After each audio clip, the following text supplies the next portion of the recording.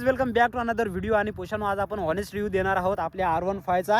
ही आहे आपली एमडी आणि आपली एमडी चालून आपल्याला जवळजवळ आता झालेत 11,800-900च्या आसपास किलोमीटर आपण बाईक चालवली आहे. आणि जेन्युइन ऑनेस्ट रिव्ह्यू मी तुम्हाला देणार आहे आपल्या R15 चा. एकदम हॉनेस्ट टू बी. काहीच याच्यामध्ये आपण काय असं जास्त वाढून काही सांगणार नाही. काय परफॉर्मन्स आहे, काही सर्व तुमचे जे प्रश्न असतात ते त्यांची उत्तर देण्याचा प्रयत्न करतो आणि माझा थोडासा एक्सपिरियन्स ॲड करतो. तर ही आपली R15 आहे एम व्हर्जन सिल्वर कलरमध्ये. मला पर्सनली हा कलर खूप छान आवडला आणि आजही तो असं मला वाटत नाही की मी कलर घेऊन थोडासा पस्तावलो वगैरे असं आपल्याला होतं ना नंतर. तसं काही नाही. माझा आवडीचा हा कलर आहे सुपर डुपर. आणि तुम्हाला हा कलर कसा वाटला मला कमेंट करून सांगा. आणि एम व्हेरियंटमध्ये तुम्हाला काय मिळतं, डिस्प्ले वगैरे, कलर डिस्प्ले वगैरे मिळतो. तो मला खूपच आवडतो ह्या बाईकमध्ये. अदरवाईज क्वेश्चन एकदम सुपर डुपर ही बाईक आहे. थोडासा हॉनेस्ट रिव्ह्यू सांगतो. मुलांचे प्रश्न असतात, पोरांचे प्रश्न असतात की हिटिंग करते का, ॲव्हरेज किती असतो, टॉप स्पीड किती असतो. तर हो पोषांनो, ही जी बाईक आहे ना एकदम हिचा जो टॉप स्पीड आहे आपण 155 पेक्षा आपण टॉप स्पीड मारू शकतो. ते रायडरवरती डिपेंड आहे. तुमची रायडिंग स्किल काय आहे, गिअर शिफ्टिंग कशी तुम्ही करता त्याच्यावरती डिपेंड आहे. नाहीतर डेफिनेटली ही बाईक मी 166-170 पर्यंत राचुकन मचवलंय पोषानो. आणि दुसरा प्रॉब्लेम म्हणजे हिटिंग इश्यू. तर मी तुम्हाला माहीत आहे तुमचा आदिवासी मोटो ब्लॉगर एकदम सुंगाला हुंगाला लॉंग राईड मारतो आपण पोषानो. आताच आपण कोकण राईड मारलेली आहे आणि त्याचे व्लॉग आपण अपलोड केलेले आहेत.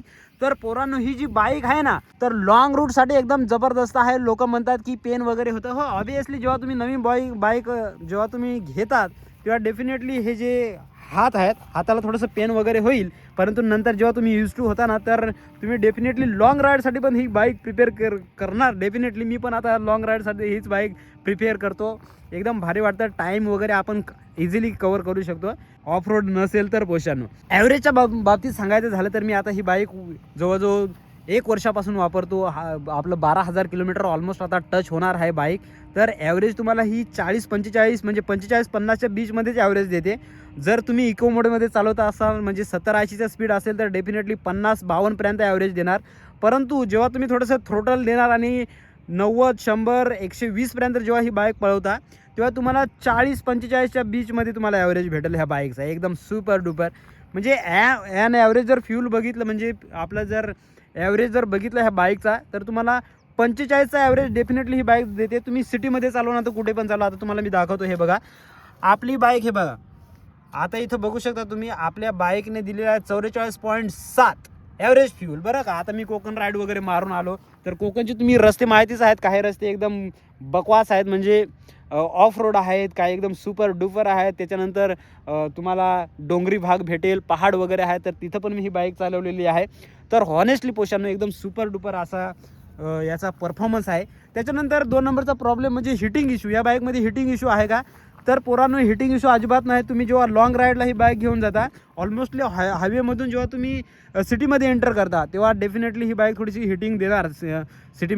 सिटीमध्ये तुमचे लोअर गिअर चालतात आणि तुम्ही हायवेवरून जस्ट आलेले असतात तेव्हा 96-100-100च्या आसपास बाईक जाईल. पण इथं आहे आपला फॅन, रॅडिएटर फॅन. तर हा कचकन ऑन होतो रॅडिएटर फॅन आणि आपल्या बाईकला थंडा करतो. त्याच्यामुळे टेन्शन घ्यायचं नाही. त्याच्यामुळे ऑब्वियसली हिटिंग इश्यू नाही. नॉर्मली बाईक 80-84च्या टेम्परेचरमध्ये ही बाईक असते. नो हिटिंग प्रॉब्लेम पोषांनो. आणि दुसरा महत्त्वाचा प्रश्न, हे जे फायबर आहे हे याची क्वालिटी कशी आहे. तर पोरांनो अजून मला काय प्रॉब्लेम वगैरे आलेला नाही. याच्या अगोदर मी FZ वापरायचो. ना खडखड ना धडधड पोषांनो. एकदम सुपर डुपर अशी ही पण बाईक आहे. तुम्हाला खडखड नाही, धडधड नाही. आणि हायवेवरती जेव्हा तुम्ही जाता ही बाईक चालवता तेव्हा नो व्हायब्रेशन. याचं जे इंजिन आहे ना पोषांनो, इंजिन ह्या बाईकमध्ये इतकं सुपर स्मूथ इंजिन आहे ना. हॉनेस्टली यामाचे जे इंजिन आहेत एकदम सुपर मखन असे परफॉर्मन्स देतात जेव्हा तुम्ही लॉंग राईड मारता. म्हणजे नो व्हायब्रेशन. FZमध्ये पण सेम प्रकार आहे आणि R1मध्ये पण तुम्हाला व्हायब्रेशन वगैरे ह्या बाईकमध्ये अजिबात बघायला भेटत नाही. अशी ही आपली एमडी. अजून काय सस्पेन्शन सांगायचे झाले एकदम मक्खन, टायरची ग्रीप मक्खन. तुम्ही कॉर्नरिंग करू शकता एकदम लीन वगैरे. म्हणजे इवन हे जो आहे ना हा सोट्या याच्या हा टेकसपर्यंत तुम्ही लीन करू शकता. हा टेकला म्हणजे समजू शकता तुम्ही जास्त कॉर्नरिंग मारून राहिले पोषांनो. तर अशी ही बाईक आहे. मेन जो हेडलाईट आहे प्रोजेक्टर लॅम्प याचा थोडंसं म्हणजे हायवेवरती थोडासा उजेड अजून पाहिजे होता असं मला वाटतं. थोडासा लाईट पाहिजे हवा होता.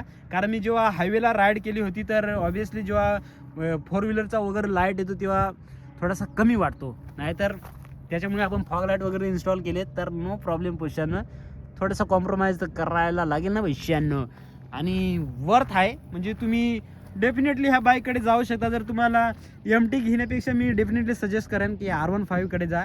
हिचा लुक बघा ना कसा सेक्सी आहे ना, सेक्सी ये मोडी सेक्सी. आणि पोरांनो मीटरबद्दल बोलायचं झालं तर खूप जणांना फेस येतो की जे मीटर आहे R15चं आहे तर थोडासा प्रॉब्लेम आहे. तर मला अजून काय ग्लिच वगैरे काय आढळलं नाही. जर याच्या पुढे जर आलंच तर मी तुम्हाला सांगेन की हो मीटरमध्ये एरर वगैरे आहे. मला तर अजून काही मीटरमध्ये एरर वगैरे दिसलेलं नाही R15मध्ये. आणि हँडलिंग एकदम सुपर डुपर आहे. ब्रेकिंग तर एकच मक्खन आहे. म्हणजे मागचा ब्रेक थोडासा आहे, म्हणजे इतकं काही अर्जंट नाही, कारण ABS आहे. ABS असल्यामुळे आपण नॉर्मल बाईकची जेव्हा ब्रेकिंग करतो तेव्हा कचकन ब्रेक लागतो, पण जेव्हा ABS असतो तर टायर जो असतो स्किड होण्यापासून वाचवतो आपल्याला ABS. त्याच्यामुळे थोडंसं जेन्युइनली आपण जेव्हा ब्रेक मारतो तर थोडीशी बाईक लांब जाऊन थांबते. तर ब्रेकिंगबद्दल तर पुढचा एकदम सुपर डुपर आहे. मागची थोडीशी ब्रेकिंग मला पाहिजे तशी, म्हणजे अबो जर आपण 60-70च्या स्पीडने असेल तर व्यवस्थित काम करते, पण जेव्हा आपण 100+ असेल तर मला तरी वाटतं कुठली पण बाईक एवढं काही परफॉर्मन्स देणार नाही ब्रेकिंगमध्ये.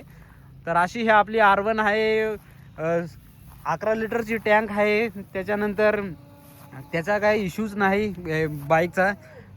ट्रॅव्हल जेव्हा आपण लॉंग राईड वगैरे करतो सफिशियंट आहे. 11 लिटरची टँक, काही प्रॉब्लेम नाही पैशांनो. तर अशा प्रकारे आपण मित्रांनो हा R15चा रिव्ह्यू, एकदम 11,000 किलोमीटर आपण R15 चालवली आहे, तर त्याचा हॉनेस्ट रिव्ह्यू तुम्हाला मी सांगितला.